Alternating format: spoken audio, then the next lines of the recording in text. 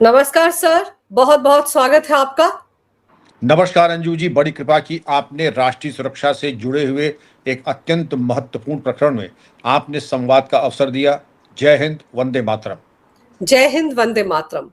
Sir, NIA ने जिन 7 विदेशी नागरिकों को पकड़ा है, जिनमें बताया जा रहा है एक अमेरिकन भी है जो सीआईए का एजेंट भी है, ये सब लोग तो बड़े ही खतरनाक मंसूबे लेकर म्यांमार पहुंच गए थे सर, भारत से होते हुए।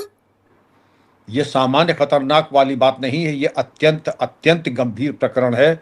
और हमारी और रूस से जो कूटनीतिक समझौते हैं उसके मद्देनज़र ये जो टिप ऑफ मिला है रूस से, उसके बाद ये प्रकरण जो है इसके ऊपर कार्रवाई हुई और परिणाम देश के सामने है। 7 जो पकड़े गए हैं उसमें 1 अमेरिकन है और 6 यूक्रेनियंस हैं। इनके मंसूबे और इनके बारे में तो हम आपसे डिस्कशन के दौरान हम चर्चा करेंगे, लेकिन किस शातिर दिमाग के तरीके से ये बताया जाता है। ये 7 तो पकड़े गए हैं, लेकिन इसके अलावा 14 यूक्रेनियंस अलग अलग स्थानों पर अलग अलग तरीके से आए थे टूरिस्ट वीज़ा पे, और जिससे किससे कि यहाँ पर पहले अलग अलग मार्गों से आए, फिर अलग अलग तरीके से छितरा करके आसाम के ज़रिए ये मेघालय पहुँच जाए, मेघालय से म्यांमार पहुँच जाएँ। ये सर्वविदित है कि मेघालय और म्यांमार के बीच 500 किलोमीटर का की सीमा है। ये बहुत ही एक महत्वपूर्ण, संवेदनशील, लेकिन एक पोरस सीमा है जहाँ से आवागमन बिल्कुल संभव है। लेकिन जिस तरीके से इन्होंने इनका आगमन हुआ, और वहाँ पे वैसे भी आपने देखा होगा कि प्रधानमंत्री अब नॉर्थ ईस्ट कब जाएंगे। आपने सुना प्रधानमंत्री नॉर्थ ईस्ट कब जाएंगे। आपको याद होगा, जैसे ये भौंकने वाले कुत्ते होते हैं, ये हर शोबे प्रधानमंत्री आप चर्चा कर रहे हैं। अगर मान लीजिए आप किसी प्रकरण पर सीएए पे, प्रधानमंत्री नॉर्थ ईस्ट कब जाएंगे, आप क्यों प्रधानमंत्री को नॉर्थ ईस्ट भेजे। तो अब इसका उत्तर अब मिल रहा है, ये प्रधानमंत्री को जबरदस्ती नॉर्थ ईस्ट क्यों भेजना चाहते थे। इन चरमपंथियों के पास जो पकड़े गए हैं 7, इनको 11 दिन की रिमांड मिली है पटियाला हाउस कोर्ट में, और इनकी तरफ से अपीयर होने वाले जो बहुत प्रसिद्ध वकील थे, उनका नाम लेना उचित नहीं है, तो उन्होंने बहुत इसका विरोध किया कि इनको रिमांड दी क्यों जा रही है पुलिस एनआईए कस्टडी में। इनको एनआईए कस्टडी नहीं, इनको तो सीधे जेल भेजना चाहिए था। बड़ी पीड़ा हो रही थी, महंगे वकील, सैटेलाइट फोन इनके पास, और ये जो अपराध पंजीकृत हुआ है, ये बहुत कम ऐसा होता है कि गृह मंत्रालय के अनुरोध के ऊपर और उनकी पृष्ठभूमि के ऊपर यह अपराध पंजीकृत हुआ है। धारा 18 यूएपीए, यूएपीए सेक्शन 18 के अंतर्गत यह मुकदमा लिखा गया है। आप अगर इन लोगों के नाम देखें, पहले तो नाम हालांकि कोई मान्य बहुत ज़्यादा नहीं रखते हैं। जो अमेरिकन है उसका नाम है मैथ्यू एरन वैन डाइक। जो यूक्रेनियन पकड़े गए हैं उनमें उनका नाम है Hurba Petro, Slavis Taras, Ivan Sukanvsky, Stefanokiv Marian, Kochurka Maksis, Kamsky Victor. ये इसके अलावा मैंने पहले बताया था कि 14 लोग और आए हैं, और 14 अलग अलग स्थानों पे आए हैं। जो पकड़े गए हैं उसमें 3 दिल्ली में, 3 लखनऊ में और 1 कोलकाता में। अब इनकी रिमांड वगैरह तो हो गई है, लेकिन अगर इनकी बात को अगर आप देखें, ये कैसे एंटर हुए, टूरिस्ट वीज़ा पे ही केवल आए। टूरिस्ट वीज़ा से ये छितरा गए, और छितराने के बाद आप अगर इनके ऊपर गौर करें तो आप ये देखिएगा कि पहले ये आए गुवाहाटी, गुवाहाटी से ये गए मिज़ोरम। इनके पास किसी तरह का आरएपी और पीएपी कोई परमिट नहीं था, जो कि आवश्यक है मिज़ोरम जाने में, क्योंकि मिज़ोरम की एक विशिष्ट, एक वहाँ पर कानून व्यवस्था के मद्देनज़र एक विशेष परमिट की ज़रूरत थी। अब इनकी मजबूरी क्या थी, भारत के अलग अलग कोनों में टूरिस्ट वीज़ा के ऊपर इनका आगमन होता है, और गुवाहाटी से आकर के मिज़ोरम जाते हैं बिना आरएपी और पीएपी लिए। चूक नंबर 1, और वकील खड़े हैं इनको बचाने में। और इस संवेदनशील बॉर्डर के ऊपर इनका अगर वहाँ जाती हैं तो ये वहाँ जाकर के करते क्या हैं। म्यांमार में एक संगठन है ईएजी, एथनिक आर्म्ड ग्रुप, जिसको कि ये प्रशिक्षित करने के लिए जा रहे थे, और ड्रोन ये इंपोर्ट करते थे यूरोप से। आपको ऐसे में देखो कि जो यूक्रेन और रशिया का वॉर हो रहा है उसमें यूक्रेन के पास ड्रोन की बड़ी महारत है। ये जो 14 आदमी यूक्रेन के जो आए हैं और 6 पकड़े गए हैं, इनके बारे में ये बताया जाता है कि ड्रोन की हैंडलिंग में ये मास्टर थे। तो ड्रोन के बारे में 3 चीज़ें इनकी बहुत प्रसिद्ध हैं। एक तो ड्रोन का इंपोर्ट यूरोप से कैसे होगा, कहाँ से होगा, एक तो ये चीज़। इनका ऑपरेशन हम कैसे करेंगे, ड्रोन का ऑपरेशन हमें क्या करना है। ड्रोन तो आपने देखा होगा, शादी ब्याह में भी फोटो खींच सकते हैं। ड्रोन जो है वो एक्सप्लोजिव गिरा सकते हैं। ड्रोन के जरिए फेशियल रिकग्निशन सॉफ्टवेयर से हम लोगों को चिन्हित कर सकते हैं। ड्रोन से हम फोटोग्राफी का इंतजाम कर सकते हैं। फिर ड्रोन की असेंबली, क्योंकि ड्रोन को अगर हम वॉर ग्रेड अगर हमने ड्रोन का इस्तेमाल किया या मंगाया तो हम पकड़े जाएंगे। लेकिन ड्रोन को अगर हम उसको नॉकडाउन कंडीशन में मंगाते हैं तो उसमें ये नहीं समझ सकती हैं कि आप इसका युद्ध में प्रयोग होगा या सिविलियन पर्पस के लिए, इसलिए पकड़े नहीं जाएंगे। और यहाँ ला करके जब हम असेंबल करेंगे तो हमने इंपोर्ट किया, उनको असेंबल किया, और उसके बाद असेंबली के बाद हमने उनको उनकी ट्रेनिंग और उनका हम क्या इस्तेमाल करेंगे, तो ये हम उनको प्रशिक्षित करेंगे। जो म्यांमार में चरमपंथी हैं, जो चरमपंथी हैं आपके एथनिक आर्म्ड ग्रुप वाले, ये बताया जाता है कुकीज़ को भी ट्रेन करने के लिए ये आए थे। तो अब जिसको भी इन्होंने ट्रेन करने के बारे में था, लेकिन ये एक्सपर्ट्स थे। और कदाचित ये पहली बार, ये तो पुरुलिया आर्म्स ड्रॉपिंग 17 दिसंबर जो 1995 या 95 में हुई थी, जिसमें AN-25 जो रशियन प्लेन था, उससे बताते हैं कि क्रेट के क्रेट AK-47 राइफलें और 16,000 कारतूस गिराए गए थे। वो तो खैर बाद में अन्वेषण हुआ, लेकिन उसमें भी जो षड्यंत्र था, उसकी ताना बाना बना, उस पे तो फिल्में भी बनी बाद में। लेकिन ये जो ताना बाना है, आपने अभी हाल ही में देखा होगा कि अंतर्राष्ट्रीय स्तर के चरमपंथियों की गिरफ्तारी अभी हाल में नहीं हुई थी। और पूरा आपका नॉर्थ ईस्ट जब सुलग रहा था तो लोग कैसे कायदे से कह रहे थे, प्रधानमंत्री अब ये कब जाएंगे नॉर्थ ईस्ट, प्रधानमंत्री नॉर्थ ईस्ट कब जाएंगे। तो एक तो आपने वहां पर विस्फोटक और इस तरीके के हथियारों की मौजूदगी सुनिश्चित की। CIA के माध्यम से मैं खुल के बता दूं, CIA का इसमें खुला हुआ हाथ है। CIA पूरी तरीके से, और हमारे यहाँ तो जो एक गुप्ता को उन्होंने गिरफ्तार कर लिया, उसके मुकदमा चलाया। तो हम समझते हैं कि ये वक्त आ गया है कि ये जो पकड़ा गया है, जो अभी इनके बारे में हम और चर्चा करेंगे कि ये जो मैथ्यू एरन वैन डाइक है, ये बड़े ही एक शातिर दिमाग के फिल्मी सितारे हैं। इनके बारे में और चर्चा करेंगे ज़रा डिटेल में हम लोग। सर एक सवाल ये कि जैसे आपने कहा ना कि पीएम मोदी क्यों नहीं जा रहे हैं नॉर्थ ईस्ट, ये हमारा विपक्ष हर बार सवाल पूछ रहा था। मुद्दा कुछ और होता था, लेकिन पीएम मोदी कब जाएंगे मणिपुर, ये सवाल होता था। तो आपको लग रहा है कि इन लोगों की वहां मौजूदगी, इनको जिस तरह की ट्रेनिंग दी जा रही थी, तो कहीं ना कहीं बहुत बड़े पैमाने पर षड्यंत्र था पीएम मोदी के खिलाफ? मैं ऐसा आपने बता दी, मैं दो बातें आपसे पूछ रहा हूं। क्या कभी इतने पुरजोर तरीके से मणिपुर ना हो गया, तीर्थ यात्रा हो गई? प्रधानमंत्री कब जाएंगे, कहां जाएंगे, आपसे पूछ के, ये आपके परामर्श की उसके लिए जरूरत नहीं है। जब प्रधानमंत्री सचिवालय और पूरे समीकरण को समझ करके, राजनीतिक परिदृश्य को समझ करके जब औचित्यपूर्ण होगा तब जाएंगे। आपने जितना प्रश्न बनाया कि प्रधानमंत्री वहां जाएं, अब ये बात खुल करके सामने आ रही। अभी तो आधी पिक्चर कवर्ड थी, अब जब पूरी पिक्चर आई कि सैटेलाइट फोन आपके पास, ड्रोन आपके पास, हथियार अभी पकड़े नहीं गए हैं, लेकिन इसकी प्रबल संभावना है कि स्वचालित हथियार भी आपके पास होंगे। जब ये ड्रोन और सैटेलाइट फोन है तो स्वचालित हथियार कौन सी बड़ी चीज है, स्नाइपर राइफल कौन सी बड़ी चीज है। इसकी प्रबल संभावना है कि जोर दबाव डाल करके प्रधानमंत्री को मौत के मुंह में ढकेल दिया जाए और मौत के मुंह में ढकेल करके उनके साथ कोई दुर्घटना करवा दी जाए। ये है सारा षड्यंत्र। मैं अपने अनुभव से कह रहा हूं कि ये पूरी इनका ताना बाना इसी बात के लिए था। नहीं, वरना आपने कभी सुना प्रधानमंत्री कभी चंडीगढ़ क्यों नहीं गए? प्रधानमंत्री जब पंजाब गए तो आपने तो उनका दौरा फेल कर दिया था। पाकिस्तान के बॉर्डर पे ले जाकर के चन्नी सरकार ने जाकर के किसानों को बैठा दिया वहां पर। तो जो कुछ आप कर सकते थे, छल प्रपंच और उदंडता, अनुशासनहीनता और असंवैधानिक का, वो तो आपने किया। और यहां पर आप नॉर्थ ईस्ट की बात, मणिपुर जाने की बात कर रहे थे कि अगर मणिपुर अगर जाते हैं तो जाहिर है कि मिजोरम भी जाएंगे, आसपास भी जाएंगे, और वहां पर आपने जो है एम्बुश प्रधानमंत्री के लिए लगा करके बैठाया था।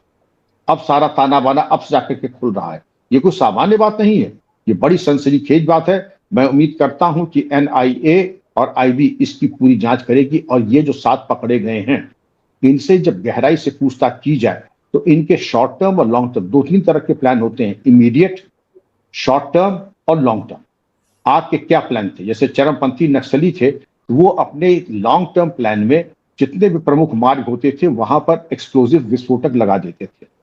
जितने भी प्रमुख मार्ग होते थे ऊंचाई पर, वहां पर अपने एम्बुश तैयार रखते थे, जिसे कभी कभी अगर कोई आ गया VIP तो उसके ऊपर गोली चला दें, उसके ऊपर विस्फोट कर दें। जैसे चंद्रबाबू नायडू की गाड़ी को उन्होंने विस्फोट से उड़ा दिया, क्योंकि सभी सड़कों पर उन्होंने सुरंगें बिछा रखी थी। तो ये कोई अप्रत्याशित नहीं होता कि प्रधानमंत्री की यात्रा के दौरान, रोड जर्नी के दौरान ये कोई दुर्घटना ड्रोन से करा देते। इसीलिए आप देखेंगे जो बेकरारी थी, प्रधानमंत्री मणिपुर कब जाएंगे, भाई क्यों जाएंगे, और आप होते कौन है या होती कौन है उनको जबरदस्ती भेजने वाली मणिपुर। अब आपकी समझ में सारा कुचक्र और षड्यंत्र अब आपकी समझ में आ रहा होगा अंजू जी। सर, अब ये जो आपने बताया कि 7 लोग तो पकड़े गए और ये सीआईए का एजेंट है मैथ्यू, बाकी यूक्रेनियन है और 14 और यूक्रेनियन है सर, तो इसका मतलब तो ये है कि ये पता नहीं कहाँ-कहाँ फैले हुए हैं। अब तो एनआईए के सामने बड़ी चुनौती है उनको भी गिरफ्तार करना, उनका पता लगाना कहाँ बैठे हैं। बहुत बड़ी चुनौती तो है ये, लेकिन एनआईए इसके लिए बिल्कुल ही सक्षम है और वो इनसे बृहद पूछताछ करके अंजू जी बिल्कुल पता लगा भी लेगी। कम से कम मेरे मन में कोई संशय नहीं है और कदाचित आपके मन में कोई संशय नहीं है, उसकी प्रोफेशनल कॉम्पिटेंस और व्यावसायिक दक्षता वो पूरी तरीके से देश की रक्षा करने में समर्थ और सक्षम है। अब थोड़ा सा हम जरा ये वैन डाइक की जरा कुंडली खोल लें, जरा उसको स्टडी करें, इसको देख लीजिए। ये बहुत ही एक शातिर दिमाग का, भाड़े का सिपाही है जिसको मर्सिनरी कहते हैं, और इंडो रशियन रिलेशंस को लेकर के ये वैन डाइक जो है गिरफ्तार किया गया, मैथ्यू वैन डाइक, और इसकी सीआईए से लिंक ये बिल्कुल एस्टेब्लिश्ड है और इसके पहले भी विश्व के कई डिस्टर्ब्ड एरियाज में ये जा चुका है। अब कई डिस्टर्ब्ड एरिया में जा चुका है, उसमें लीबिया भी एक है, लीबिया में भी ये जा चुका है। मैथ्यू एरन वैन डाइक, इसके पहले बताया जाता है कि डिस्टर्ब्ड वॉर जोन्स में इसकी मौजूदगी रही है, वहां पर जाकर के जो विद्रोही हैं उनको प्रशिक्षण देना, हथियार उपलब्ध करा देना। अब जाहिर है कि निःशुल्क तो कराता नहीं होगा, निस्वार्थ भाव से कराता नहीं होगा, अपनी जेबें गर्म करके, जेबें भर के तब वहां उनको हथियार और प्रशिक्षण देता था, और अपने आप को ये सुरक्षा विशेषज्ञ, सिक्योरिटी एक्सपर्ट कहता था नहीं, कहता है सिक्योरिटी एक्सपर्ट, वॉर कॉरेस्पॉन्डेंट यानी युद्ध संवाददाता, और तीसरा अपने कहता था डॉक्यूमेंट्री फिल्म मेकर, ये डॉक्यूमेंट्री फिल्में बनाता है।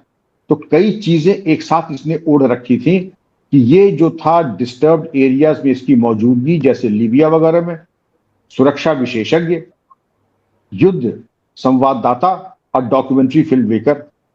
और लीबिया में जाकर के ये सोची समझी रणनीति के तहत 2011 में अंजू जी, आज से नहीं 15 साल पहले ये लीबिया में मौजूद था और वहां विद्रोहियों के साथ लग करके इसने एक बहुत ही ज्यादा दुर्व्यवस्था फैलाने की कोशिश की।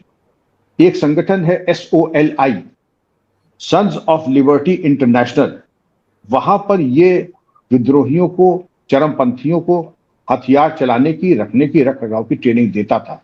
जैसे भारत में अभी तो केवल ड्रोन की बात प्रकाश में आई, कहाँ यूरोप से ला करके भारत में, भारत से ले जाकर के नॉर्थ ईस्ट में, और नॉर्थ ईस्ट में जाकर के उनको डिसअसेंबल करके फिर असेंबल कर देना, फिर वेपनाइज कर देना, वेपनाइज करने के बाद अंजू जी उनको किस तरीके से इस्तेमाल करना है, वो तमाम चीजें।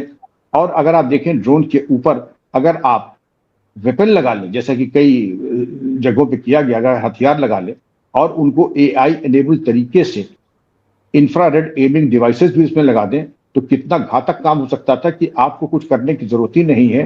ड्रोन पे हथियार भी है, AI एनेबल्ड है, आप रिमोट के जरिए, अपने जरिए आप जिसपे चाहे निशाना लगा करके एक हत्या कर सकते हैं। तो ये बड़ी भयावह स्थिति थी। ये तो संतोष का विषय है कि रूस और भारत मैत्री की वजह से NIA ने इनको गिरफ्तार कर लिया। अब सोली, सन्स ऑफ लिबर्टी इंटरनेशनल, इसके बारे में तो इसका बैकग्राउंड है ही है, और इसके बारे में अब आपको जो काम है, NIA का जो आपका पहला सवाल था कि अब हम इसके बारे में इन्वेस्टिगेशन कैसे करेंगे। ये हवा में तो काम कर नहीं रहे थे, वैक्यूम में तो काम कर नहीं रहे थे, तो अंजू जी इनका नेशनल और इंटरनेशनल नेटवर्क क्या है, आखिर किस नेटवर्क के और क्या स्लीपर सेल है जो उनकी मदद कर रहे हैं। अभी तो आपने एक ही तरफ इंगित किया है, प्रधानमंत्री मणिपुर कब जाएंगे। अरे भाई क्यों आप बार बार, हर दिन में आपने कम से कम 10 बार सुना होगा प्रधानमंत्री मणिपुर कब जाएंगे। अब आपको उसका उत्तर मिल गया कि ये प्रश्न क्यों पूछा जा रहा था। प्रश्न पूछा ही इसलिए जा रहा था कि आपने प्रधानमंत्री के लिए खाई खोद दी थी वहां पर। ये बात दूसरी की खाई का पता लग गया, खाई पाट दी गई और आपके जो चमचे थे अब उनके चमचों का अंतिम संस्कार होने वाला है। अब ये नेटवर्क कौन सा था, सबसे जरूरी चीज है नेटवर्क का एक पार्ट का प्रधानमंत्री मणिपुर कब जाएंगे, वो नेटवर्क का बहुत अभिन्न अंग था।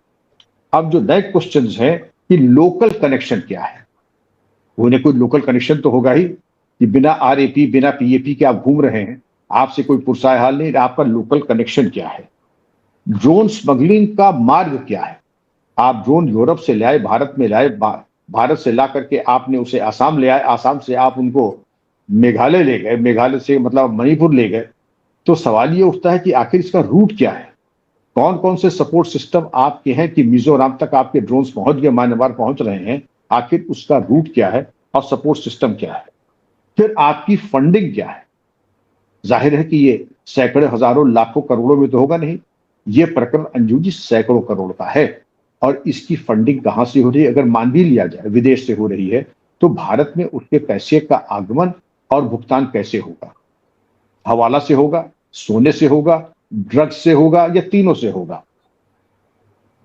तीसरी चीज इनकी यह है कि जो कॉन्टैक्ट सिस्टम और जो संपर्क सूत्र हैं, वो एप्स कौन से हैं, सोशल मीडिया के किस तरीके से इन लोगों ने अपने एक स्ट्रक्चर करके सोशल मीडिया के माध्यम से इन्होंने इसके ऊपर कार्रवाई शुरू कर दी थी। म्यांमार को इन्होंने कॉन्फ्लिक्ट थिएटर तो बना ही दिया था। जैसे आपको मालूम हो कि म्यांमार, आप जानते हैं, जितने भी रोहिंग्यास हैं वो म्यांमार के जरिए ही आते हैं। म्यांमार में आपने ये भी सुना होगा कि आईएसआई की बड़ी जबरदस्त मौजूदगी है, जो कि रोहिंग्यास को न केवल रेडिकलाइज करते हैं, वेपन ट्रेनिंग भी देते हैं। तो अभी तक तो आपने आईएसआई सुना था। ये पहली बार है कि यूक्रेनियन और अमरीकी भी यहाँ हैं। इसका मतलब जैसे कहते हैं कि चुड़ैल की 3 बहनें थी, एक बहन थी सीआईए, दूसरी बहन थी आईएसआई और तीसरी बहन है ये म्यांमार। तो ये तीनों बहनें जब इकट्ठा हो गई, तब ये एंटी इंडिया इनका प्रोपेगेंडा और युद्ध शुरू हो गया। अब सवाल ये उठता है कि भारत की इतनी बड़ी कामयाबी है, तो इसको हम किस तरीके से बना सकते हैं? आपको मालूम होगा कि अमेरिकी अपने प्रत्येक नागरिक के बारे में बहुत चिंतनशील और गंभीर रहती है। तो ये जो हजरत है van Dyke, Matthew Aaron Van Dyke, मैं समझता हूं कि मेरा परामर्श होगा भारत सरकार को कि डेविड कोलमैन हेडली के साथ एक्सचेंज की बात इनके लिए कर ली जाए। पहले तो इनकी जो कुछ भी इनकी आंत में और दिमाग में है वो बाहर कर लिया जाए। मैथ्यू एरन वैन डाइक के पास जो जो सूचनाएं हैं, इनका पूरा मूवमेंट, इनका पूरा जो है मूवमेंट का ट्रेल, क्योंकि ये लोग हर तरीके से अपने मूवमेंट के बारे में भी असावधानी बरतते हैं और वो तमाम चीजें हमारी इंटेलिजेंस, सबका खुलासा करना ठीक नहीं है, हमारी इंटेलिजेंस एजेंसीज वो पूरी तरीके से निकाल लेती है। निकालने के बाद इनके जो भी कॉन्टैक्ट सिस्टम है, टेलीफोन एनालिसिस है, और बड़ा आसान होता है सैटेलाइट फोन के माध्यम से सब कुछ पता लगा लेना। जब पूरी बात पता लग जाए तो फिर जब इन्हीं से अपील करवाएंगे बड़ा मार्मिक तरीके से कि इनके साथ यहाँ पर इनको बड़ी असुरक्षा हो रही है, रूंधे गले से आंख में ग्लिसरीन का पानी लगा करके कि ये यहाँ बिल्कुल तड़प रहे हैं, यहाँ की अवस्था उनकी हेल्थ के लिए माकूल नहीं है, इनको तुरंत अमेरिका बुलाया जाए। तो उनका हम कौन सा इनको बैठा करके जो है इनको बर्गर और पिज्जा खिलाने के लिए हम बड़े बेकरार। आप अमेरिका जाएं, लेकिन हमारे जो वहां पर अजीज हैं डेविड कोलमैन हेडली, 26/11 का मेन आर्किटेक्ट, जो महेश भट्ट और उनके बेटे के साथ गलबहियां डाल के घूम रहा था, डेविड कोलमैन, एक हाथ से डेविड कोलमैन हेडली को दीजिए, दूसरे हाथ से मैथ्यू एरन ये वैन डाइक को ले जाइए। तो ये चीज हम कर सकते हैं और ये हमें करना चाहिए भी। और इसके बारे में अगर आप एक्स पर जाएं तो बड़े बड़े अधिवक्ता, उनका भी नाम लेना ठीक नहीं है, क्योंकि उन्होंने बहुत रिस्क लेकर के अपने नाम के जरिए ये कहा कि भारत की ये सोच होनी चाहिए। तो अंजू जी, मैं बिल्कुल सहमत हूं और मैं सलाम करता हूं उनके जज्बे को, और पूरे भारत को चाहिए कि अब ऐसी चूक न करें कि पाकिस्तान के 1 लाख POW वापस कर दें और अपने आदमी वापस न लें। अपनी जो खोई हुई जमीन थी वो हम वापस न लें। अब जो भी अमेरिका से ले सकते हैं हमको वापस लेना चाहिए। जी, आप कुछ कह रहे थे? सर, मैं ये कह रही थी कि मुझे हैरानी इस बात की होती है, एक अमेरिकन, 6 यूक्रेनियन पकड़े गए और उनको भारत में एक सीनियर एडवोकेट सुप्रीम कोर्ट का मिल भी जाता है पैरवी करने के लिए। और उसकी फंडिंग उसको किसने कांटेक्ट किया कि इनकी ठेकेदारी करे? आप यही समझे कि चट मंगनी पट गया। अभी अरेस्ट हुए कुछ देर हुए नहीं और तुरंत पटियाला हाउस कोर्ट में 2 नामी ग्रामी वकील पहुंच गए और इनकी डिफेंस किया और इनके बचाव में। अरे साहब, आप इनको क्यों कस्टडी डिमांड दे रहे हैं एनआईए को? इनको सीधे जेल भेजिए। ये था कि एनआईए ने 15 दिन मांगा था और उनकी बात में बहुत दम था। क्यों दम था? उन्होंने कहा हमसे इनसे अलग अलग पूछताछ करनी है, फिर सामूहिक रूप से पूछताछ करनी है, फिर हो सकता है कि हम lie detector test, polygraph test करें, फिर हमको इनके laptop, computer system, mobile phones, इसके बारे में हमको फॉरेंसिक एनालिसिस करनी हो और तमाम साइबर टूल्स का इस्तेमाल करना हो, तो समय तो चाहिए ही। और मुझे पूरा अपने अनुभव से मैं कह सकता हूं ये चीज 11 दिन की नहीं, 15 दिन की नहीं, इसमें लगेगा कम से कम 1 महीना। तो 1 महीने की मोहलत तो ऑनरेबल कोर्ट को एनआईए को देनी चाहिए, क्योंकि इसके पहले इतना गंभीर प्रकरण शायद ही कभी आया हो कि विदेशी मर्सिनरीज इतनी बड़ी संख्या में देश के अलग अलग कोने में, 1 कोलकाता, 3 लखनऊ और 3 दिल्ली पकड़ा जा रहा है। तो ये चीज इतनी शातिर दिमाग की है, इसको तो गहराई से छानबीन के लिए ये चाहिए। लेकिन आपने जो कहा, एक वकील ने 2 वकील थे, अच्छे वकील थे, बड़े वकील थे, और लोअर कोर्ट पटियाला में रिमांड के केस में जाकर के खड़े हुए। ये चीज आपकी बात और आपका ऑब्जर्वेशन बहुत महत्वपूर्ण है। कहां से मिले, कैसे मिले, तो इसी सपोर्ट सिस्टम के लिए तो जांच एनआईए करेगी अंजू जी, और जांच करेगी फिर पूछेगी ये बताइए आपके पास इतने संसाधन आए कहां से कि आपने इतने महंगे वकील खड़े किए। सर मुझे तो हैरानी इस बात की होती कि इस देश के अंदर जितने भी लोग भारत विरोधी काम करते हैं, वो जो देश विरोधी गतिविधियों में शामिल रहते हैं लोग, सर उनको कहां से इतने बड़े बड़े वकील मिल जाते हैं? आप याद कीजिए, वो कासगंज में एक लड़का था जिसको मारा गया था, चंदन गुप्ता, जिन लोगों ने उस हत्याकांड को अंजाम दिया था, वो वहां के छोटे छोटे पंचर वंचर लगाने वाले थे, लेकिन उनकी पैरवी करने के लिए भी बड़े बड़े वकील वहां पहुंचे थे। और उस केस की, जब वो केस का फैसला आया था, तो एनआईए कोर्ट के जज ने लिखा था सर, और मैंने और आपने इस पर चर्चा की थी, उसमें लिखा गया था कि फलानी फलानी एजेंसियां इसमें शामिल थी। इतनी फंडिंग कहां से आई कि बड़े बड़े वकील आ गए, जबकि वो लड़के तो वहां के लोकल लड़के थे, उनकी पैरवी बड़े बड़े वकील किसके कहने पर करे थे? इसका पता लगाए गृह मंत्रालय, ये उन्होंने अपने फैसले में लिखा था सर। और आज भी आप देखो, हमारे देश में आग लगाने के लिए 7 विदेशी आते हैं और उनको हमारे ही देश के अंदर बैठे हुए बड़े बड़े नामी नामी वकील मिल जाते हैं। आपने कासगंज का नाम लिया, मैं उत्तम नगर के तरुण का हत्याकांड का मिसाल दूंगा। इसके अलावा राजस्थान में जो कन्हैया कुमार के सर तन से जुदा करने की बात आई थी, आप नूपुर शर्मा के प्रकरण को ले लीजिए। जिधर आप देखती हैं वहां बड़े बड़े वकीलों की मौजूदगी, जो हजारों लाखों में बात नहीं करते, करोड़ों में बात करते हैं, वो वकील वैसे ही खड़े हो जाते हैं।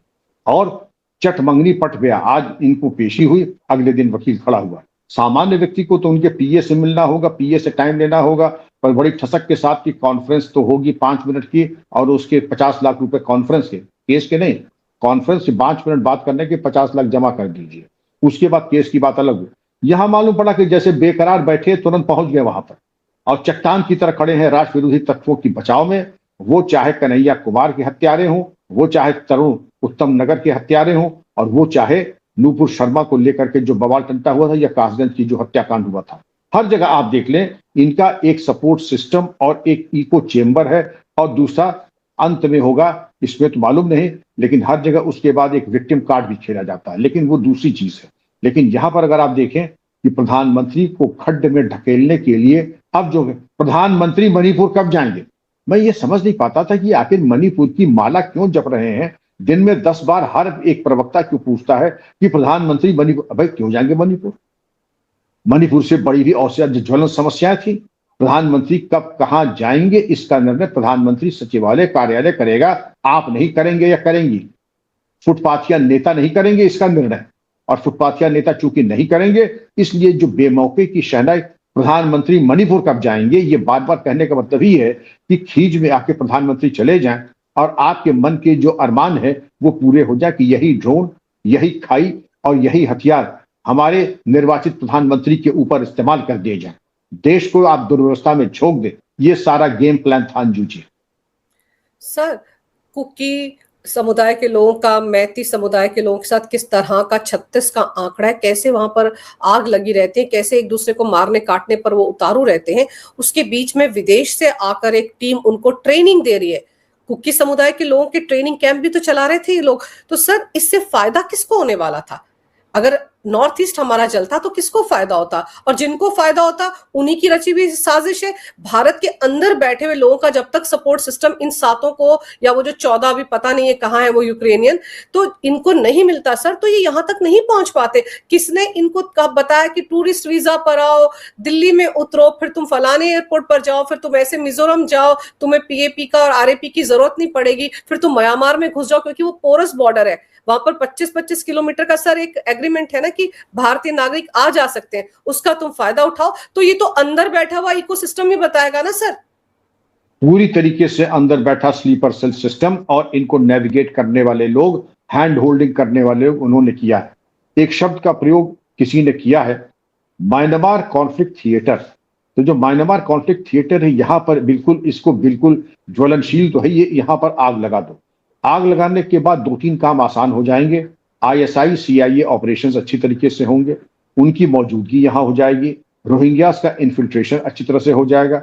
अब आपकी बात और हमारी भी बात समझ में आ रही है कि रोहिंग्यास आखिर ये यहाँ से आते हैं और सीधे श्रीनगर और वहां तक कैसे पहुंच जाते हैं, बालाकोट ये पहलगाम की तरफ पहुंच जाते हैं। मालूम पड़े कि कश्मीर में हम आप तो जहां नहीं पहुंचे वहां रोहिंग्या पहुंच जाते हैं, जयपुर पहुंच जाते हैं, एचएएल की फैक्ट्री के अगल बगल तो कैसे पहुंचते हैं। अब बात बिल्कुल साफ होकर की जा रही है और इस तरीके की जो बातें हैं रोहिंग्यास के इन्फिल्ट्रेशन के लिए और आईएसआई के एजेंटों को ट्रेन करके इसी म्यांमार कॉन्फ्लिक्ट थिएटर के जरिए इनको इन्फिल्ट्रेट करा देना। जो जनरल बिपिन रावत साहब ने कहा था 2.5 फ्रंट, उस 2.5 फ्रंट का प्रधानमंत्री मणिपुर कब जाएंगे? अरे प्रधानमंत्री मणिपुर को क्यों आप बेकरार इतना भेजने को? ये तो ऐसे लग रहा है कि जैसे आप 10 दिन से भूखे हैं, आखिर मुझे भोजन कब मिलेगा, आखिर मुझे भोजन कब मिलेगा। सारी एक माला आप प्रधानमंत्री मणिपुर कब जाएंगे। आप याद कीजिए 2 साल पहले जैसा लगता था कि और कोई इनके पास बिंदु नहीं है, बात हो रही है पेयजल संकट की, प्रधानमंत्री मणिपुर कब जाएंगे। फिर ये हो रहा है कि हमारी विदेश नीति के बारे में और तेल के दामों में प्रधानमंत्री मणिपुर कब जाएंगे। तो वही हम कहते थे कि बेमौके की शहनाई आखिर ये दुकौड़ी के फुटपाथिया प्रवक्ता क्यों बोल रहे हैं। अब समझ बात आ रही है कि उसको एक तरीके से म्यांमार डिस्टर्ब्ड एरिया बना देते, कॉन्फ्लिक्ट थिएटर बना देते और प्रधानमंत्री जी को वहां उस आग में झोंक देते। सर, आपको याद होगा कि अभी बांग्लादेश में भी सीआईए के कितने एजेंट मारे गए थे, अभी जब उसके चुनाव से पहले का जो माहौल था। और ये जो मुल्ला मुनीर है ये अमेरिका में जाकर बोलता था कि हम तो इस बार भारत पर जब भी अटैक करेंगे ईस्ट से आएंगे। मोहम्मद यूनुस ने कहा था कि अरे ये तो 7 स्टेट्स जो हैं ये तो हम लोग बनाएंगे, ग्रेटर बांग्लादेश उसमें शामिल किए जाएंगे। तो आप सही कह रहे हैं कि आईएसआई की अगर वहां मौजूद किया तो वो तो इसी काम में लगे हुए थे ना, यही मंसूबा था यहाँ पर आकर रायता फैलाने का।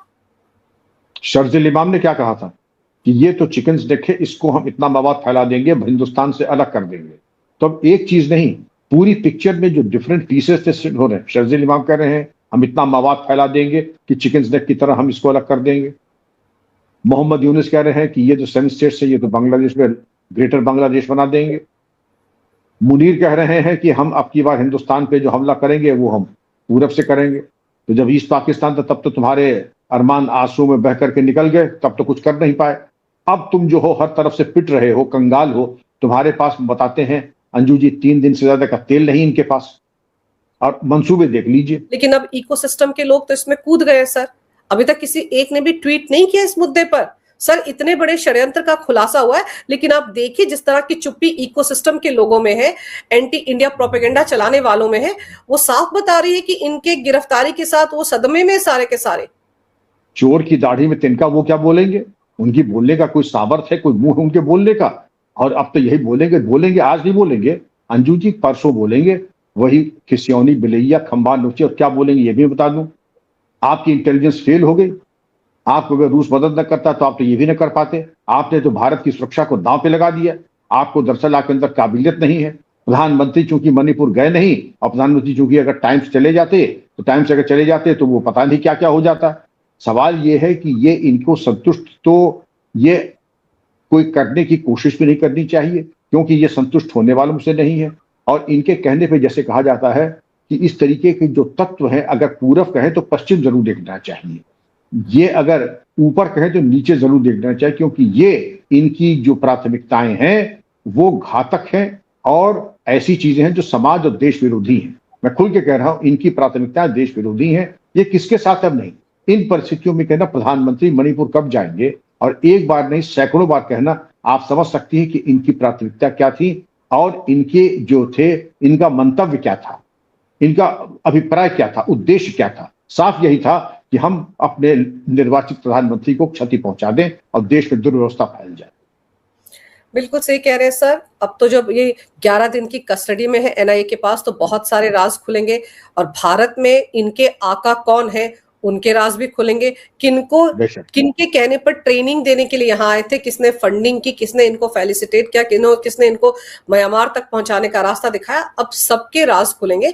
तो ये जो अगले 11 दिन है उस इकोसिस्टम के लिए बहुत ज्यादा खौफ वाले दिन है, क्योंकि बहुत सारे आका सोच रहे होंगे पता नहीं मेरा नाम ना उगल दें, क्योंकि ये जो कुछ करने आए थे सर, उसका फायदा तो इस देश में बैठी हुई एंटी नेशनल ताकतों को ही होने वाला था ना, जो हर दूसरे दिन ये कहते हैं कि भारत का लोकतंत्र खतरे में है, मुसलमान यहाँ पर देखिए कितने डरे हुए हैं, कितने खौफ में हैं, वगैरह वगैरह। तो अब उनका नंबर भी लगने वाला है जैसे जैसे इनसे पूछताछ आगे बढ़ेगी। आपने सर समय निकाला, बहुत विस्तार से इस विषय पर बहुत अहम जानकारी मेरे दर्शकों को दी, आपका बहुत बहुत धन्यवाद। नमस्कार, भारत माता की जय, वंदे मातरम, जय हिंद। नमस्कार अंजू जी, जय हिंद, वंदे मातरम। Thank you.